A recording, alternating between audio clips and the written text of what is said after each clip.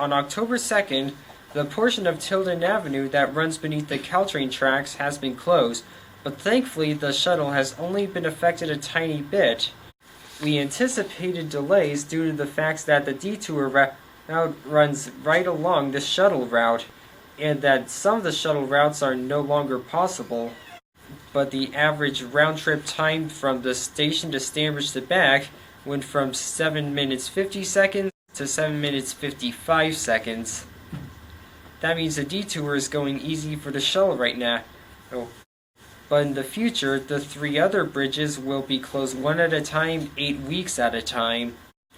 Judging by that time span, the bridge project will likely run through the rest of the school year, and there will be a follow-up article for each bridge when they are closed. High school English teacher Allison St. John has, for several years, been giving students the option to read graphic novel versions of the required books. But does this take away from the experience? Does this really help? And what started it in the first place? I asked Allison all these questions, and she set the record straight. When did I start using graphic novels? That's a good question. I think I started day one when I started working at Stanbridge. I taught junior high English for 4 years, and during that time I found that graphic novels were just this great resource. I think I was at Barnes & Noble just browsing books, and I found all these great graphic novels, and I thought, this is interesting. Let's see if this will work in the classroom. And it did. And I did a lot more research online, looking at journals, looking at what other people have done in education with graphic novels, and I found that it's not just me. A lot of teachers recognize the power that graphic novels can have in the classroom. A recent study published in literacy journals shows that the use of graphic novels actually helps to improve students' metacognition skills for reading comprehension. So that means that students are better able to recognize what they understood and what they didn't understand by comparing, say, the graphic novel version to what they actually read in the original text. So graphic novels can be taught on their own. What I like to do is teach them in conjunction with the books that we're reading in class. So for example, my seniors are reading Hamlet, and they have access to the Hamlet graphic novel. So they have the choice if they want to read that as well to help aid with comprehension. It is a great visual tool to help them understand what's going on in the story, because Shakespeare can be very tricky, as many students know. Call it comic books, but the implementation of visual novels in Stanbridge curriculum has been very successful in teaching students. Thanks again to Allison, and see you next time on Stanbridge Newsroom. Recently, middle and upper elementary went to Camp Sealab. Students were excited to spend 3 days in Monterey. We're excited for Camp Sealab! Students learned about marine life while kayaking. They also saw sea lions swimming as well as pelicans.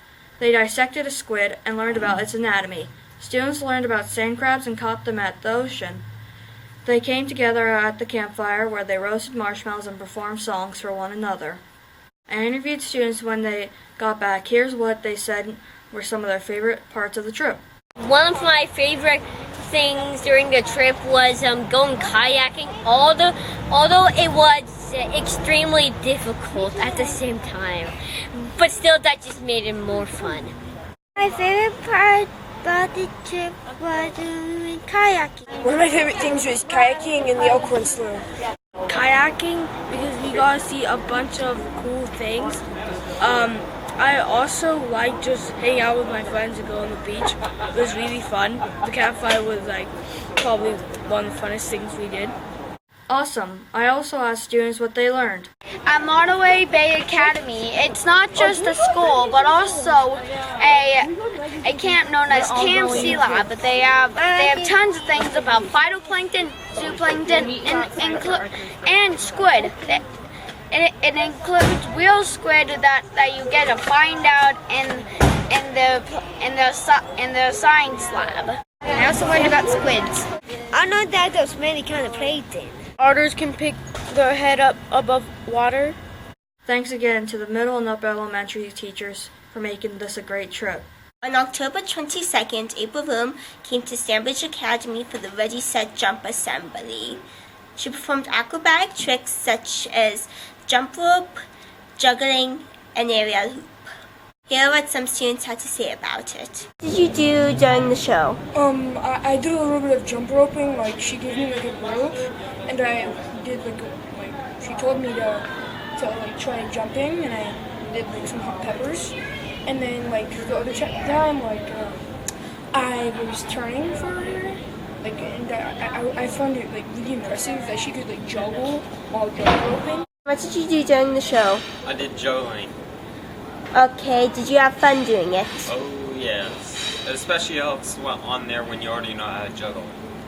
I thought it was a really fun experience because I've been at Stanbridge for a while, but I haven't really gotten an opportunity to get up and be a volunteer, and I thought that was really cool. Cool. See you next time on Stanbridge Student News.